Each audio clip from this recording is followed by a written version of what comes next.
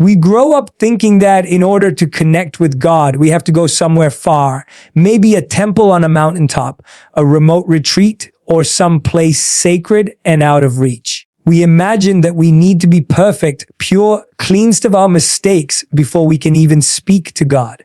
And so we keep putting it off. We say, once I fix this part of my life, once I feel more spiritual, once I finally find clarity, then I'll feel close to God. But here's the truth. God is not hiding in the distance. He's not up there waiting for you to be good enough. He's not delaying His presence until you're finally whole. God is closer than you think. Not tomorrow, not when you're healed, not when your life looks put together. Now, we've been conditioned to associate the divine with dramatic moments. We think something has to be glowing, magical, or out of the ordinary for it to be meaningful. But God lives in the ordinary, in the small moments, in the inhale you just took, in the pause before you respond, in the way your heart keeps beating without you telling it to. That's not just biology. That's divinity in motion. See, we miss God not because He's far, but because we're distracted. We're constantly moving, scrolling, rushing, trying to catch up with life. But in the rush, we're bypassing what's already around us. God doesn't need you to run to Him. He's already sitting beside you in the silence you keep avoiding. He's in the background of your busiest days, waiting for you to just stop, to be still, to notice. Let me ask you something. When was the last time you were truly present? I'm not talking about being physically somewhere. I mean mentally, emotionally, spiritually present. Not split between conversations and notifications. Not caught between yesterday's mistakes and tomorrow's worries. Just here. Because in here, in this exact moment, is where God shows up. You don't need to light candles or recite perfect prayers. You don't need to climb a spiritual ladder. All you need is awareness, an openness to feel, a willingness to sit with yourself without judgment. That's how you meet God, not in perfection, but in presence. Now, I know some of you are thinking, but I don't feel Him, and I get it. You're not alone in that. But feelings can lie. They come and go. They rise and fall like waves. Don't mistake silence for absence. Don't confuse stillness with emptiness. Sometimes God is loud. Sometimes He's quiet. But He's always near. Whether you're celebrating or grieving, laughing or breaking, He's with you. Not because you earned it, but because that's what love does. It stays close. We keep searching for something out there when the truth is already inside us. That quiet sense of peace you feel when you finally let go. That's Him. That sudden moment of clarity when you're confused. That's Him. That breath that keeps you alive through pain. That's Him. You don't need a sign in the sky when there are signs within your soul. You don't need to be extraordinary to be seen by the divine. You just need to be honest. Be present. Be available. God is not waiting at the top of your success. He's walking with you through your uncertainty. He's not just at the finish line. He's in the steps you're taking right now. Even the ones that feel shaky, especially those. Because that's when you're real. That's when your heart is open. That's when connection happens. Not because you climbed higher, but because you slowed down enough to feel. God is closer than you think. Pain has this strange way of convincing us that we've been abandoned. That somehow if we were really loved, if God was really close, we wouldn't be feeling what we're feeling. That the presence of struggle must mean the absence of something divine. But what if that's the biggest lie we've bought into? What if pain isn't proof that God has left, but the clearest sign that He's closer than ever? Think about the moments in your life when everything was going great. Success, peace, everything flowing. And yet, those were often the times you stopped reaching. You stopped listening. You got comfortable. And sometimes we get so caught up in what's working that we forget who made it possible. But pain brings you back to your knees. It strips away the noise. It exposes what's real. It breaks open the layers you've been hiding behind. And that's where God meets you. Not above your pain, but right inside it. We think strength is about holding it together, pushing through, staying positive. But true strength is being honest about what hurts. It's letting yourself feel. It's saying, I don't understand this right now, and still believing you're not alone in it. Because the truth is, pain doesn't drive God away. It draws him in. We're the ones who shut down. We're the ones who build walls. But he leans in when we break. You see, the cracks in your heart, they're not flaws. They're the very places where the light gets in. They're the invitations to a deeper relationship with something higher, something eternal. When everything falls apart, that's when you discover the one thing that can't be taken away, your connection to something bigger than your circumstances. That's not weakness. That's awakening. Now, let's be honest. Some of you have been through hell. You've lost people. You've battled sickness. You've struggled with anxiety, depression, guilt, shame. And somewhere in that storm, you ask the question, where is God in all this? And I want to tell you, he's right there. In the tears, in the silence, in the strength it took to get out of bed when you didn't want to, in the breath you took when you thought you had nothing left, in the people who showed up for you when you least expected it. God doesn't just show up after the healing. He's present in the wound. He's not just the answer at the end of your struggle. He's the hand that held you through it, even when you didn't feel it, even when you didn't believe it. Because love doesn't walk away when things get messy. Real love moves closer.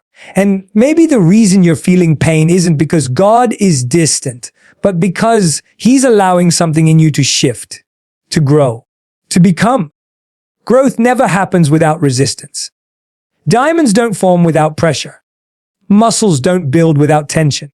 And souls don't deepen without going through seasons of darkness. You're not being punished. You're being prepared for something greater, something truer, something real. The world teaches us to avoid pain, numb it, escape it, run from it. But what if the very thing you're trying to avoid is the doorway to your breakthrough? What if God isn't trying to rescue you from the fire, but walk with you through it so you come out stronger, wiser, unshakable? You don't need to wait until the pain is gone to feel God.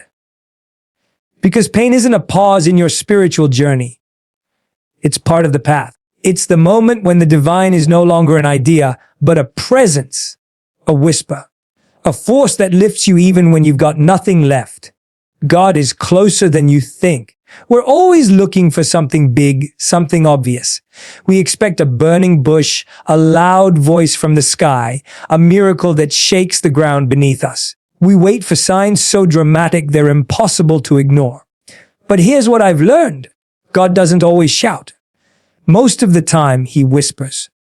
And that whisper, it's not hidden in some holy, unreachable place. It's right here, woven into the people and places you see every single day.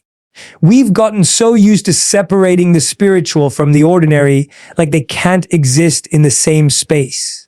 We go to work, take care of the family, deal with problems, and we think those are just life.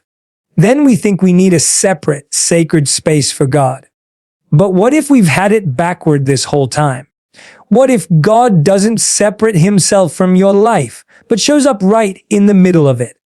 Maybe the person who smiled at you on the street when you were having the worst day, that was God reminding you that you're seen. Maybe that friend who texted you out of nowhere just to check in wasn't just being thoughtful.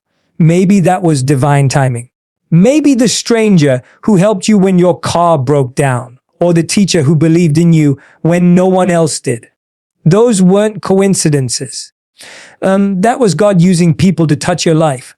And the reason we miss it is because we're always looking up, always looking ahead, always searching for some supernatural event to prove God is real. But sometimes the most spiritual thing you can do is look around. You don't need a perfect setting for a divine moment.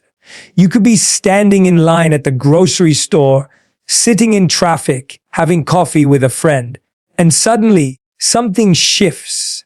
A moment of peace, a realization, a deep breath that reminds you you're okay. That's not random. That's not small. That's holy. See, we've romanticized the idea of how God is supposed to show up. And because of that, we overlook the countless ways he already has. It's like waiting for a letter in the mail while ignoring the text message on your phone. Just because it doesn't come the way you expected doesn't mean it's not communication. We have to stop missing the divine because we're only willing to see it when it fits our expectations. Think about this. How many blessings in your life were disguised as ordinary moments? How many times did you think something was just luck or timing, when in reality, it was grace? We don't recognize miracles because they often look like people. They look like conversations. They look like opportunities we almost passed by. But God doesn't need to impress us with grand entrances. He needs us to be awake enough to notice. The greatest connection doesn't happen through lightning bolts or parting seas. It happens in the heart.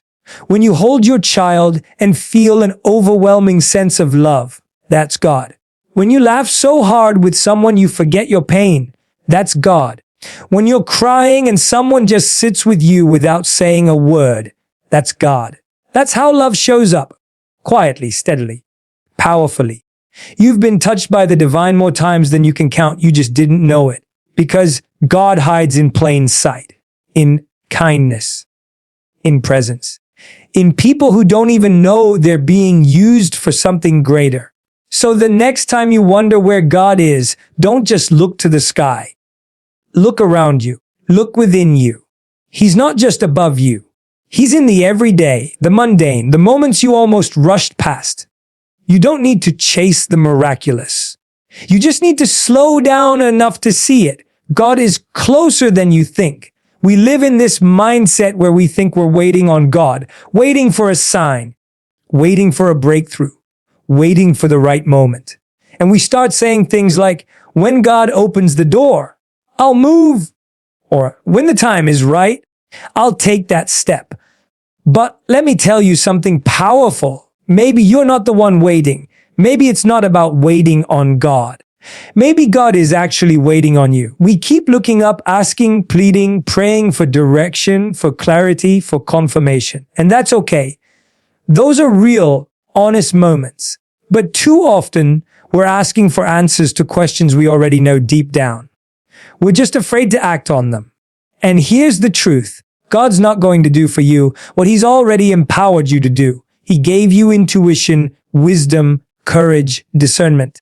He gave you everything you need. Not to sit still and wait for perfect, but to take the next step even when it's uncertain. You don't need all the answers to start. You don't need the full plan mapped out. Most people are waiting for clarity before they move, but clarity doesn't come from standing still. Clarity comes from movement, from trying, from risking, from trusting that even if you take the wrong step, you're not stepping alone. God doesn't need your perfection. He needs your participation. He needs your willingness. Sometimes we act like faith means sitting and doing nothing until the sky opens up. But faith is action.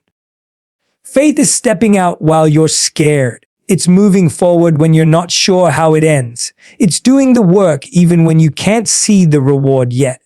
God shows up in motion. You take one step, he meets you there, you take another, and the path starts unfolding. He's not waiting at the finish line. He's walking beside you. Every single step. Look at your life. How many opportunities have you delayed because you were waiting? How many dreams have you paused because you didn't feel ready? And what if ready isn't a feeling? What if it's a decision? A decision to trust that the God who created you didn't design you to stay stuck. He built you for movement, for growth, for boldness. You've been equipped. The problem isn't the absence of calling. It's the abundance of doubt. But doubt doesn't disqualify you. It just reminds you that you're human. The key is not to eliminate the fear. It's to choose courage in spite of it. To say, even if I fail, even if I fall, I will not stay stuck where I am. And maybe you're thinking, but what if I move and it all falls apart? Then let it fall. Let it fall and trust that God will catch what needs to stay and clear out what needs to go. You don't grow by protecting your comfort zone.